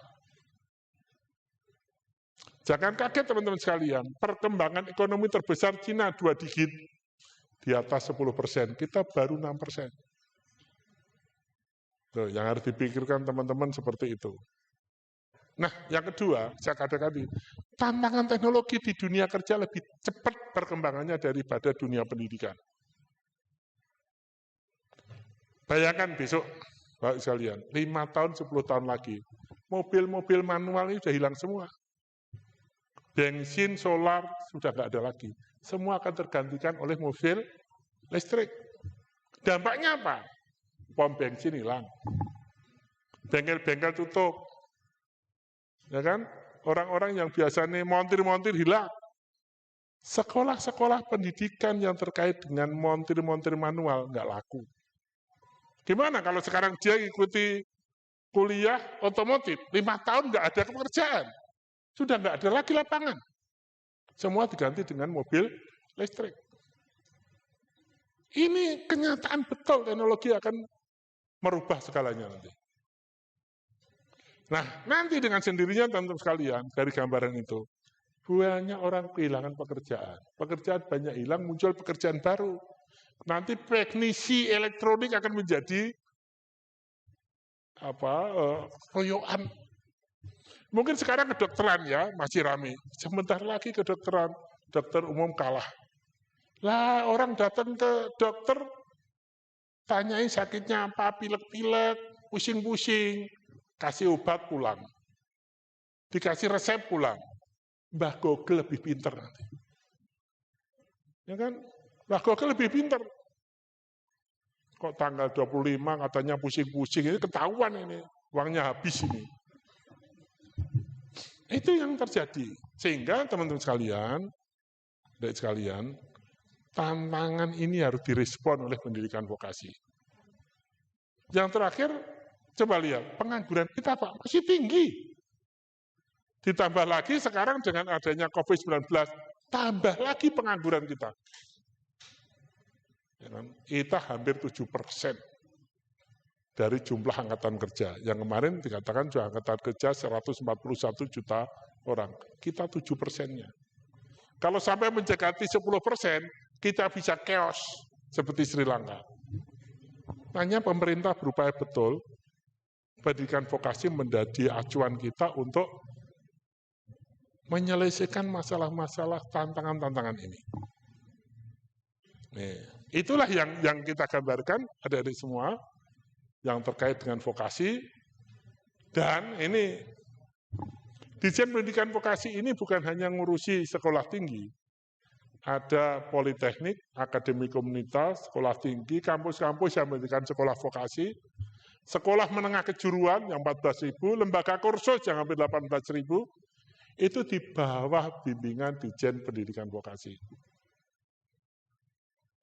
Yang penting adalah mereka dididik, lulusannya harus menjadi ya kan, tenaga kompeten yang dibutuhkan oleh dunia usaha maupun industri. Itu pendidikan vokasi. Seperti sekolah tinggi ini apa Anda tidak butuh kompetensi? Memang di sini Pak, dididik Anda menjadi seorang kompetensi di bidang farmasi. Saya yakin setiap saat kurikulum harus diupdate sesuai dengan kebutuhan industri. Masa mulai berdiri sampai sekarang 20 tahun aja kurikulumnya ya tidak merespon kebutuhan industri nanti. Next Mas. Ya. Nah ini tantangannya di pendidikan vokasi ada 4. Tantangan pertama apa? Yang terkait dengan SDM. Banyak guru, dosen, instruktur, ya kan, yang tidak di upskilling atau di reskilling selama beberapa tahun. Mereka banyak yang ilmunya ketinggalan, Bapak. terbuka aja banyak ketinggalan. Saya baru tahun ini mengalokasikan sekitar 11.000 untuk mereskilling, upskilling guru dan dosen. Gimana? Guru SMK dalam bidang tertentu 5-10 tahun nggak dilatih kembali. Padahal perubahan teknologi sudah sangat lari kencang, gurunya masih tertatih-tatih. Dosennya juga begitu, Pak. Ada dosen yang 5 tahun, 10 tahun belum di-upskilling. Belum dikasih tambahan keterampilan baru. Sehingga yang diajarkan ya yang lama-lama. Ini bahaya sekali. Ini masalah SDM. Yang kedua, banyak para dosen guru itu adalah mereka lulusan akademis, Pak. Mindset-nya ya mindset akademis. Bukan lulusan vokasi. Yang ketiga, masih banyak yang mismatch. Cari guru otomotif, sulit. Nah itu kan bisa, dia itu kan juga naik sepeda motor, dia juga sering utak-utik motor jadikan dosen. Kan cilaka itu. Apalagi kalau farmasi ya cilaka nanti. Kan ini guru yang ini nggak ada dosen untuk ini. Oh masih kan bisa itu. Biasanya membuat obat pusing itu kan gitu. Bahaya sekali. Masalah pertama SDM kita masih kurang jumlahnya, kurang kompetensinya. Makanya sekarang ada program, Pak. Dosen-dosen ini di reskilling, upskilling dengan industri. Di dalam maupun di luar negeri. Kita banyak kerjasama dengan industri, dan industri siap untuk upskilling para dosen, para guru. Ini yang masalah pertama. Masalah kedua adalah sarana. Banyak sekolahan-sekolahan, sarana prasarannya itu sudah benar-benar tua. Kalau saya melihat di dalamnya, saya harus hormat dengan alat-alat itu. Karena dia lebih tua umurnya daripada saya. Kalau anak-anak ini kan harusnya dididik dengan teknologi masa depan. Kalau mereka dididik dengan teknologi zaman dulu kayak apa? Akhirnya keluar gagal. Paling sederhana, perusahaan jahit, garmen. Garmen itu mesinnya sekarang sudah luar biasa, Pak. Yang namanya mesin jahitnya pakai Hamada, ya kan, pakai high speed yang 125 speed. Terus untuk motong kainnya itu setebal begini, nggak perlu pakai begini, sudah pakai cetakan. Untuk nyetrika nggak perlu satu-satu, sudah ada alatnya. Untuk packaging sudah ada alatnya. Untuk membuat ini namanya lubang kancing, sudah ada alatnya. Lah kalau lembaga pendidikan mesin jahitnya masih mesin jahit yang pakai kaki kletek begitu, lulus gagap lah dengan alatnya. Makanya diharapkan alat yang dimiliki lembaga pendidikan harus sesuai kebutuhan industri. Ya mahal memang kalau vokasi. Investasinya ke guru dan sarpras. Jadi kalau adik-adik menerima materi dengan alat lama, itu nanti kalau kerja gagal. Termasuk sekarang adalah dilengkapi dengan teknologi informasi. Semua bisnis kita itu sudah menggunakan TI, teknologi informasi. Mereka sudah sebagian menerapkan revolusi industri 4.0. Bayangin, apa iya di farmasi nggak pakai komputer? Coba kalau kamu suatu saat kerja di apotek. Semuanya sudah pakai data komputer semua. Dan sudah kandungannya itu sudah ada di situ semua. Ya. Sakit apapun, Anda ditanyakan obat apa yang cocok, di situ udah tahu semua. Obat ini untuk ini, untuk ini, untuk ini. Saya punya anak semuanya dokter, ya kan, punya 3 spesialis. Hafal Pak, tidak di komputer, semua dia, pasiennya masuk di komputer. Si A, si B, si C, begitu besok datang, buka klik, oh, kemarin sakitnya ini ya. Udah ketahuan dia. Artinya apa? Harus dibekali dengan TI. Nah, yang ketiga, banyak lembaga-lembaga yang tidak memiliki kerjasama dengan dunia usaha industri. Sehingga banyak-banyak sekali lulusan yang dicetak ini tidak sesuai dengan kebutuhan dunia usaha industri. Karena konsep kerjasama pertama adalah menyusun kurikulum dengan industri. Dan terus dia memadankan kompetensi guru, dosen bersama industri. Surplusnya disesuaikan dengan kebutuhan industri, dimagangkan dan diserap di industri. Itu kelemahan dari pendidikan vokasi. Yang terakhir, pembelajarannya kaku. Nah ini masalahnya sekalian. Padahal pemerintah sudah membuat yang namanya Merdeka Belajar, Kampus Merdeka. Tapi ini banyak yang kaku. Banyak dosen-dosennya, guru-gurunya yang pembelajaran seperti ini, one way traffic. Padahal dibutuhkan adalah sekarang adalah kolaborasi bersama mahasiswa. Ini masalah-masalah yang ada kalau vokasi. Next, Mas. Oleh sebab itu, teman-teman sekalian, sekarang dibuat kewajiban satuan pendidikan bekerja sama dengan industri. Pertama, meracik kurikulumnya. Yang kedua, pembelajaran berbasis industri. Yang ketiga, terkait dengan peningkatan guru dan dosennya, reskilling, upskilling. Yang keempat, terkait dengan sertifikasi peserta didik. Dan yang kelima, terkait dengan update teknologi.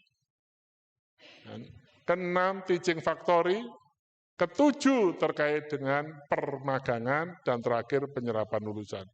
Jadi tidak boleh lagi ada kerjasama yang sekedar untuk gagah-gagahan. Punya MOU banyak, hanya dipajang di almari.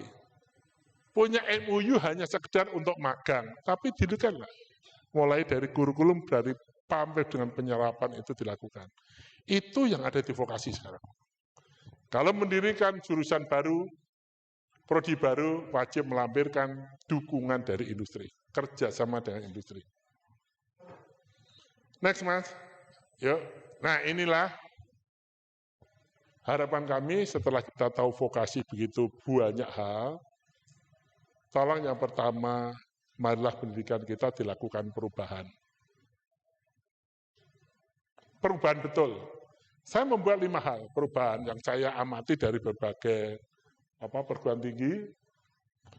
Sekarang, lembaga pendidikan yang tidak responsif dengan perkembangan teknologi, mereka akan tergilas dengan perkembangan zaman, dalam tanda petik mati. Dan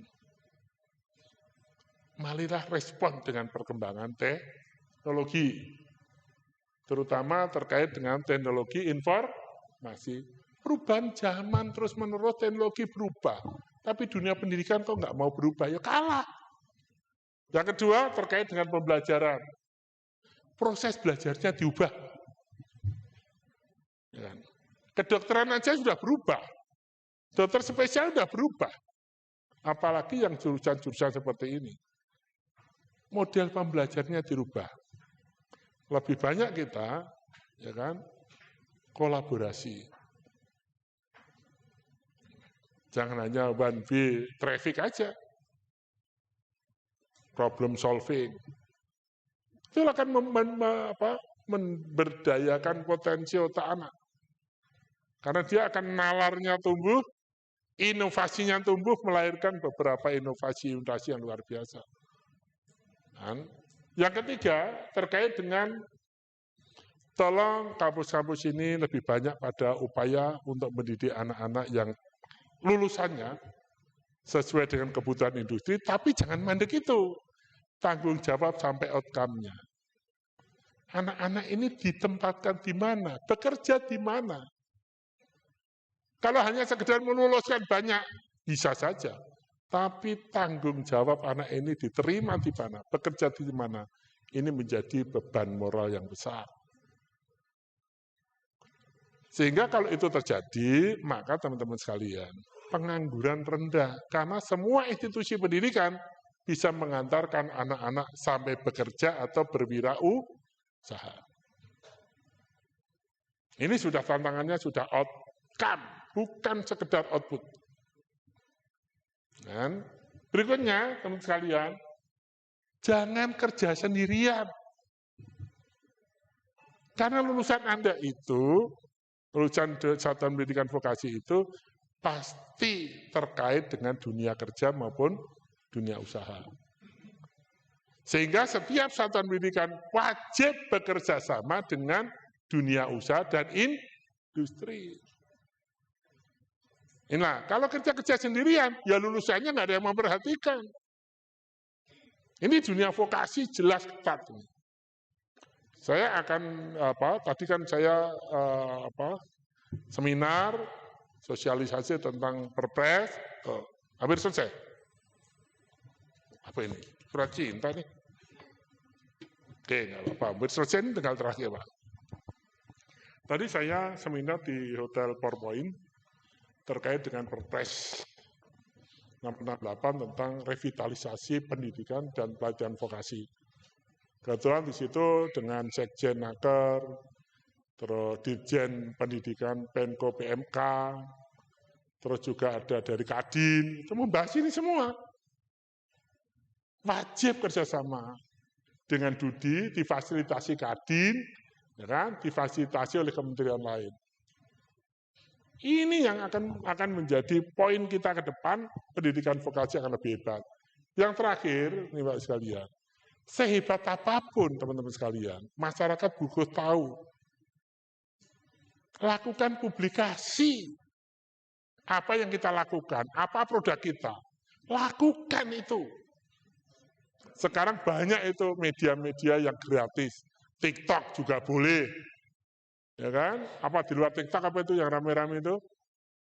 Dan pakai juga YouTube juga bisa. Sehingga nama Hetiva bisa dikenal di dalam luar negeri hanya karena publikasi yang gencar. Kalau tidak itu rasa-rasanya kampus hebat tapi yang dengar hanya orang sekitar. Ini yang diharapkan teman-teman sekalian. Jadi simpulannya Indonesia sudah menyiapkan betul anak-anak bangsa kita, anak yang unggul, memenangkan persaingan di tingkat nasional, tapi tergantung dari semua Bapak Ibu sekalian. Karena pemerintah sudah melakukan yang pertama, kemudahan proses mulai pendirian, akreditasi dipermudah. Yang kedua, otonomi bagi perguruan tinggi dilakukan. Yang ketiga, pendanaan diperbanyak, terutama terkait dengan mahasiswa. Terus jejaring mitra sekarang sudah mulai sadar, banyak industri yang membantu kita.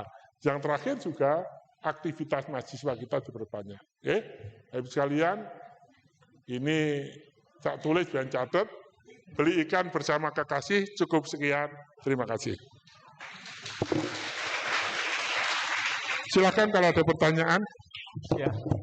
Wah, terima kasih Bapak atas pemaparan materi. Tentunya materi yang diberikan ini luar biasa sekali ya.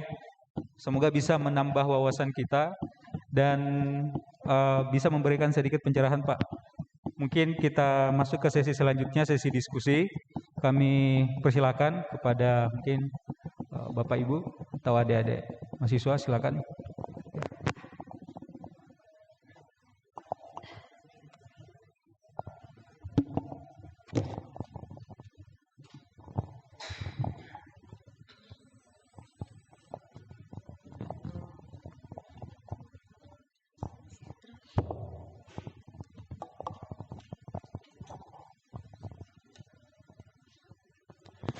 Ya, Assalamualaikum warahmatullahi wabarakatuh. Terima kasih atas kesempatan yang telah diberikan kepada saya. Sebelumnya saya mahasiswi profesi apoteker, Pak. Ingin mengajukan 2 pertanyaan. Apakah boleh? Boleh dengan 2 pertanyaan, Pak. Sebelumnya mohon izin. Ya. Terima kasih. Pertanyaan saya yang pertama, untuk program Kementerian Pendidikan Merdeka Belajar dan Kampus Merdeka, apakah ini sudah merata program ini, khususnya di daerah dengan IPM yang masih rendah? Khususnya di Sulawesi Barat itu masih tingkat IPM-nya masih rendah, Pak. Kemudian yang pertanyaan saya yang kedua, tadi masih terkait dengan beasiswa LPDP. Di bayangan saya jika beasiswa LPDP biasa dikhususkan pada dosen ataupun peneliti. Yang menjadi pertanyaan saya Pak, apakah untuk beasiswa LPDP juga bisa diajukan oleh ASN yang berstatus di pelayanan masyarakat langsung Pak? Apakah kemudian jika berlaku dan bisa apa-apa saja persyaratannya untuk mengajukan beasiswa LPDP? Terima kasih banyak Pak atas kesempatannya. Terima kasih Mbak Nurlina ya. Betul? Iya Pak. Iya. Ini calon apoteker. Amin. Jadi gini, program MBKM itu sudah disebarluaskan di seluruh Indonesia. Justru kepala-kepala dinas sudah dilatih semua, sudah mengakuisisi ya program itu. Mereka sudah banyak menerapkan MBKM. Kalau yang untuk dinas pendidikan namanya Merdeka Belajar. Kalau kampus, Merdeka Belajar, Kampus Merdeka. Dan semua kampus bisa membaca di dalam laman kemdikbud.go.id. Semua program di Kemdikbud-Ristek itu sudah masuk di dalam lamannya kemdikbud.go.id. Siapa yang sering membuka itu, maka mereka akan memperoleh informasi dan bisa membuat atau memasuki peluang-peluang yang ada.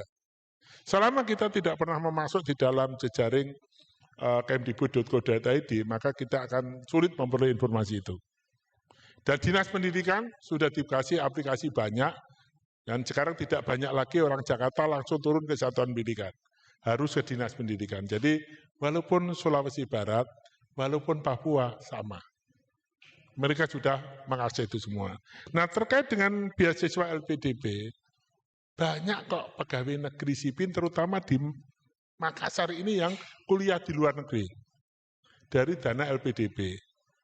Termasuk mahasiswa-mahasiswa banyak, bahkan LSM pun banyak lembaga swadaya masyarakat yang mengambil dana bantuan dari LPDP.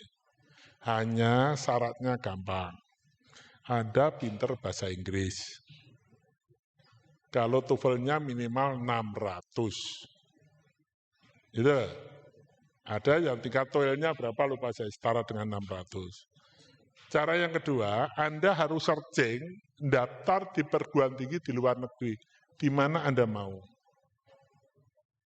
Ya kan? Katakan Anda mau mendaftar di Universitas Nottingham di Inggris.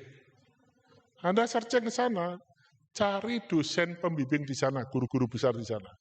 Kalau Anda diuji ternyata lulus, dosen bersangkutan mengatakan siap menerima Anda sebagai mahasiswa. Bukti print out-nya, usulkan biaya ke LPDP. Kalau Anda masuk di dalam ranking itu, langsung Mbak, dipanggil, berangkat ke Inggris, melengkapi berkas, dibiayai. Uang kuliah dibayar, ini Inggris itu agak nakal Pak.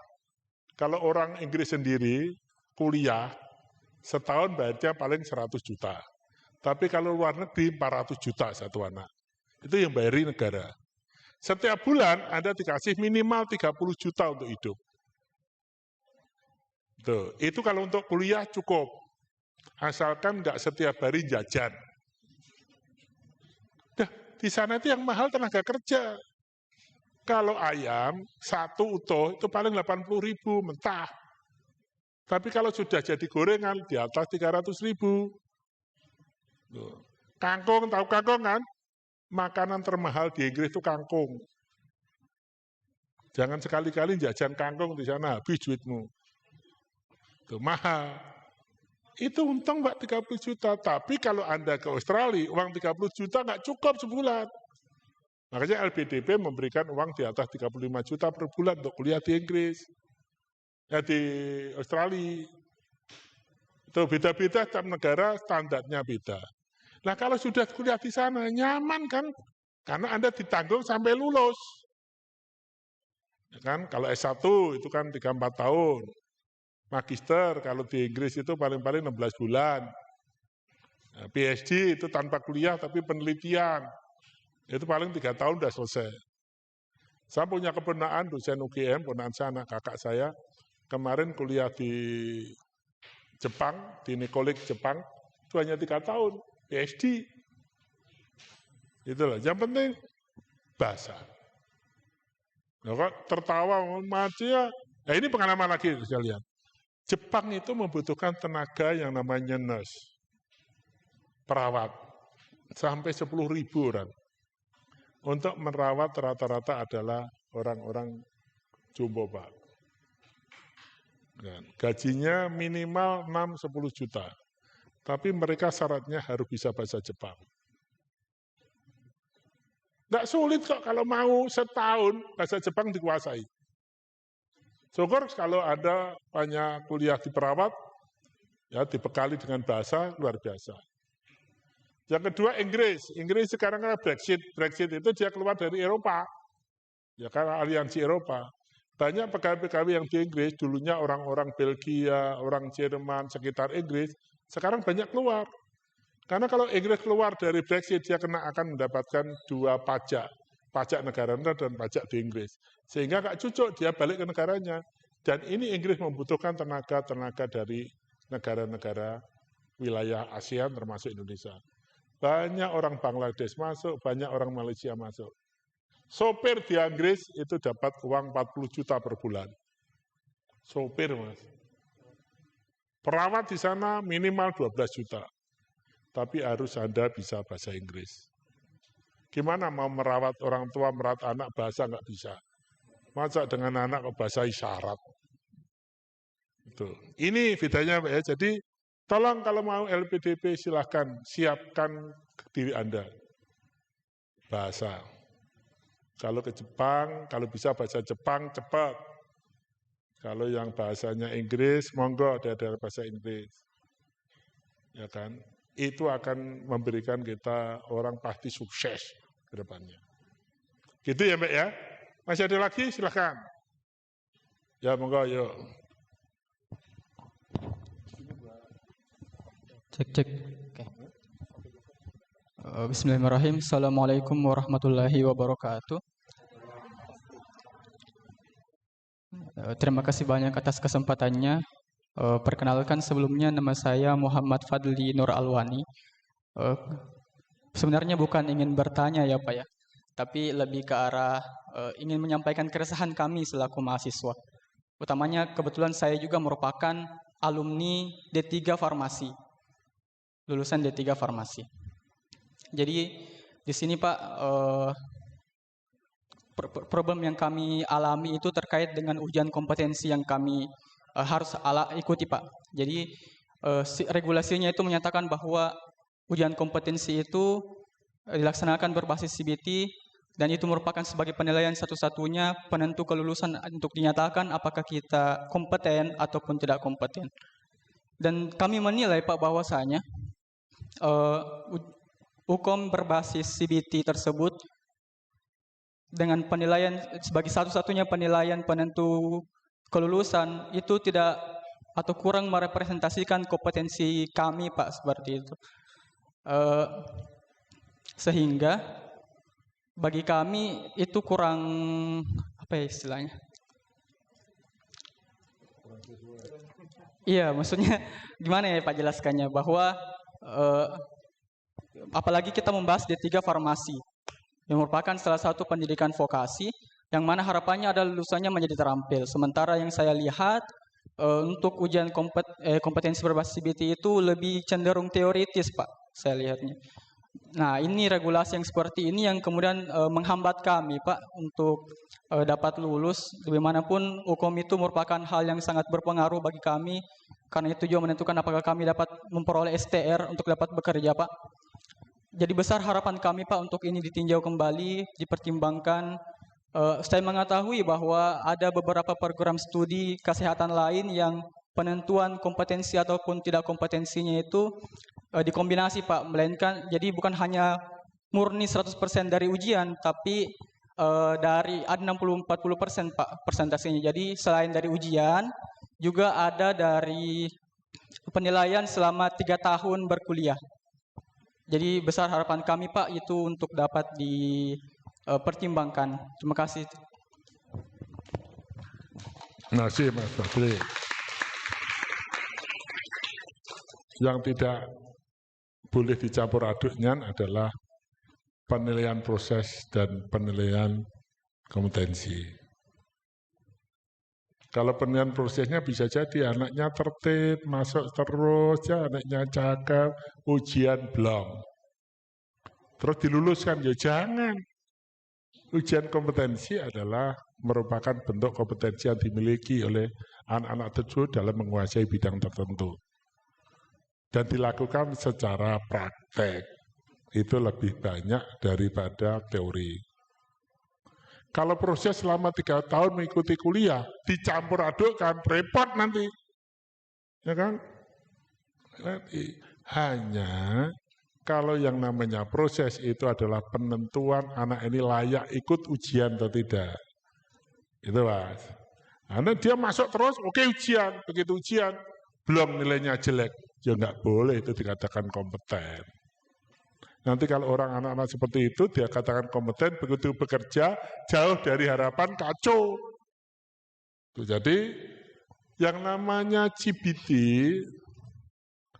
ya kan, itu sebetulnya dibangun karena harusnya ya kompetensinya itu dengan industri.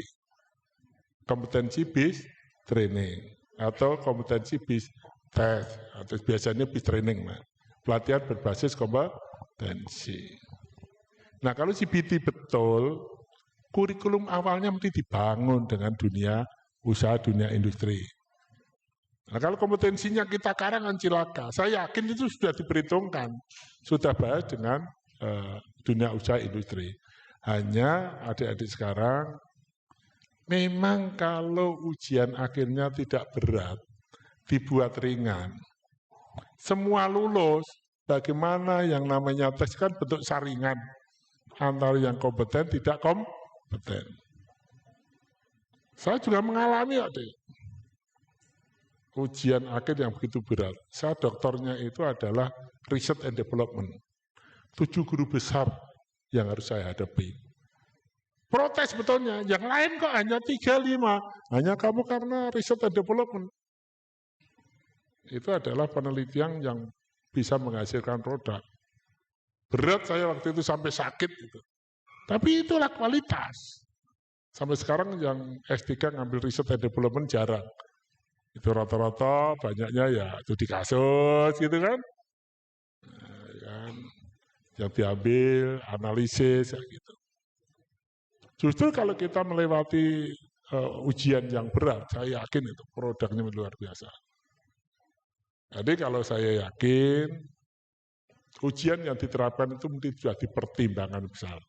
Hanya saya pesan, kalau itu memang sudah ketinggalan, sudah lembaga sertifikasi ada, gunakan yang baru. Kan itu pesannya. Ya kan? Tapi juga yang baru, institusinya juga tidak gampang juga.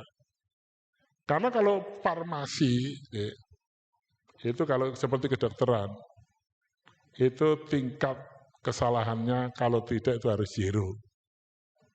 Ya kan? Kalau terjadi deviasi tingkat kesalahan tinggi diluluskan, bahaya. Karena itu menyangkut umur manusia.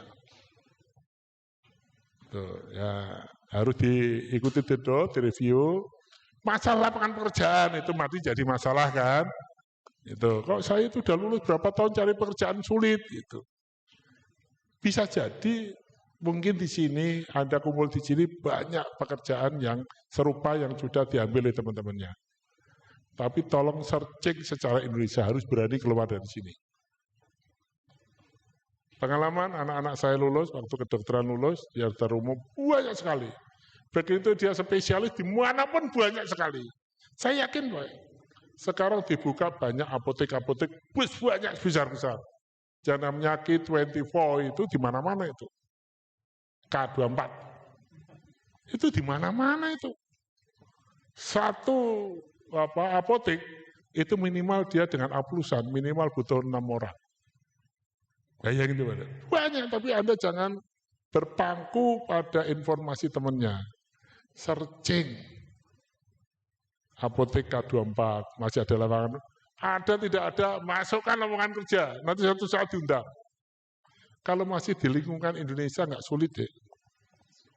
Ya kan? Sudah punya pacar belum? Ya Pak.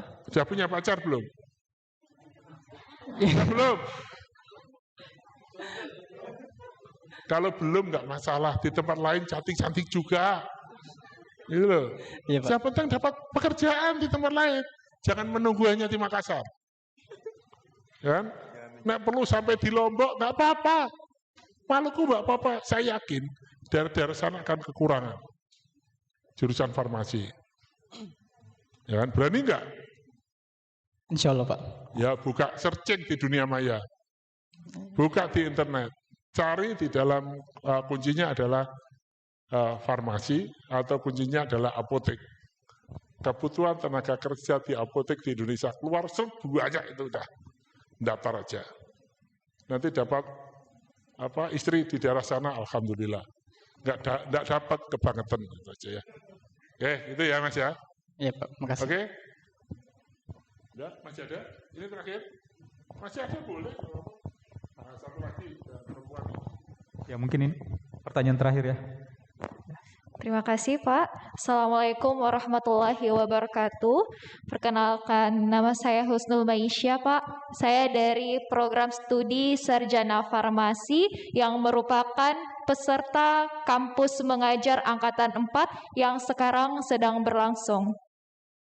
Mohon izin Pak, saya dengar dari senior saya yang merupakan lulusan D3 dari sini juga, yang mengatakan bahwa ada satu kebijakan pemerintah di daerah tertentu seperti di Papua yang sudah tidak menerima lagi lulusan D3 dalam penerimaan pegawai negeri sipil. Sehingga tidak banyak juga senior saya yang terpaksa melanjutkan studinya ke jenjang sarjana. Mungkin hal tersebut bisa dipertimbangkan kembali Pak, mengingat lulusan D3 ini kan dipersiapkan lebih terampil di dunia kerja. Mungkin itu saja Pak, mohon pencerahannya. Terima kasih. Wassalamualaikum warahmatullahi wabarakatuh. Waalaikumsalam. Ini informasinya jangan salah.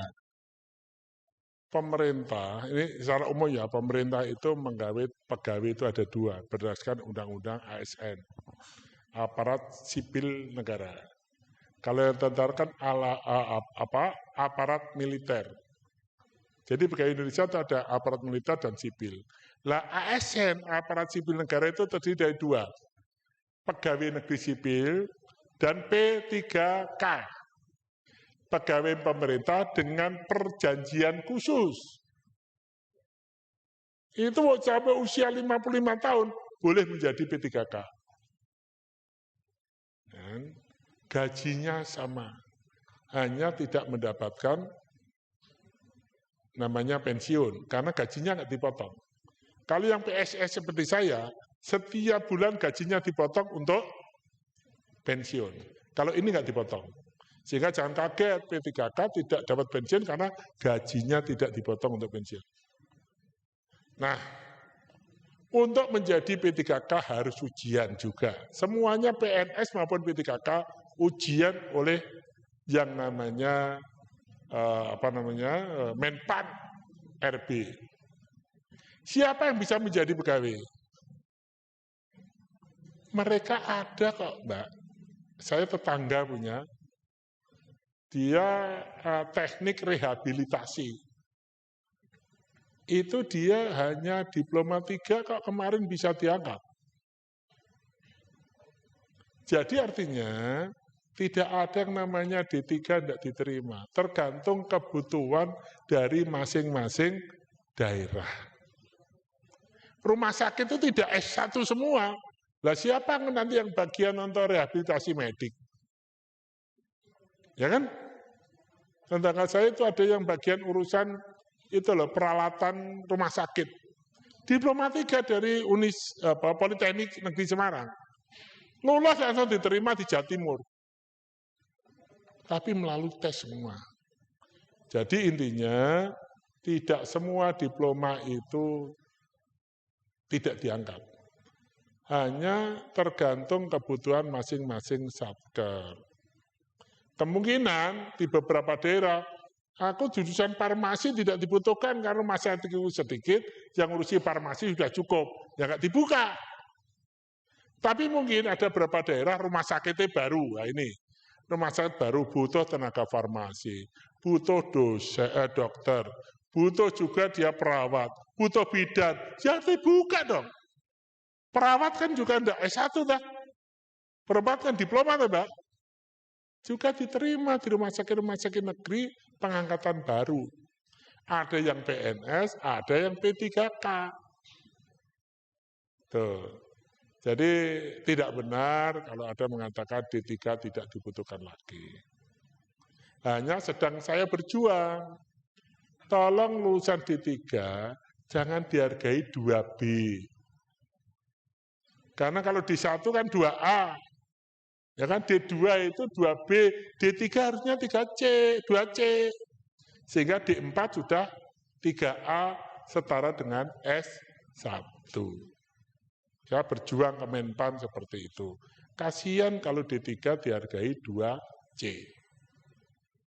Tapi pengangkatan pegawai dan P3K, pegawai negeri dan P3K masih ada dari diploma. Coba.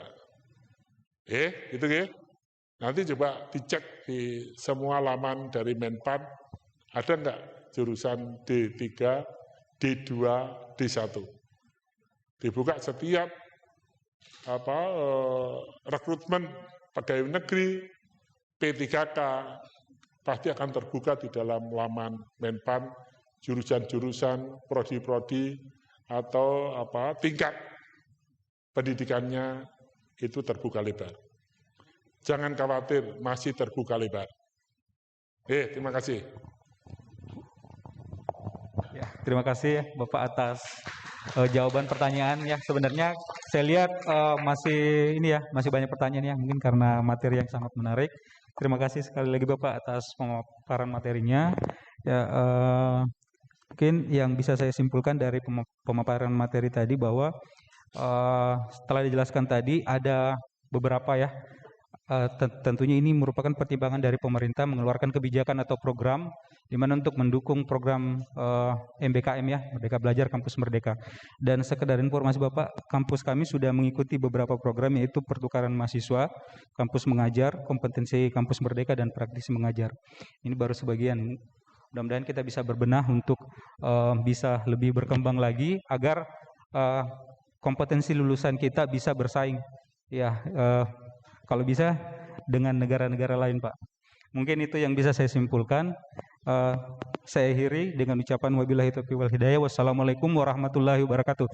Kita beri aplaus lagi kepada narasumber kita pada sore hari ini. Saya kembalikan ke MC.